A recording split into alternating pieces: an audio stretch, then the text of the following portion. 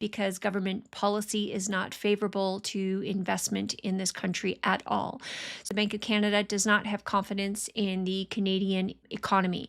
And it's actually, in a very polite way, said that the problems are not cyclical in nature. There's very little that they can do from a monetary policy perspective, but because they are actually structural. And in saying they're structural, what they've done is they've said that it is the Canadian government itself and policies that have created the problem. And it is going to be those policies that are going to need to be changed, that are going to have to correct the problem. There is very little for them to do.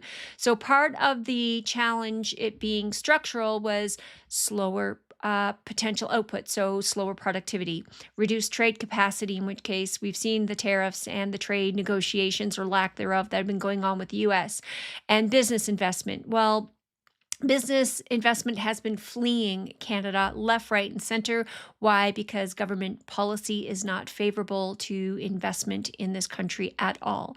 So, with all of those things in mind, really it points to the fact that if Canada wants to change its economic outlook, then the government of Canada is going to have to change its policies. So, monetary policy can't fix the current situation. Why? Because monetary policy is not the problem. It is actually the Canadian government itself that has created these problems that are going to have to fix the problem. So, we need to increase productivity. We need to reform our regulation and policies. We need to put more confidence back into the government as well as the economy so that we can attract new investment.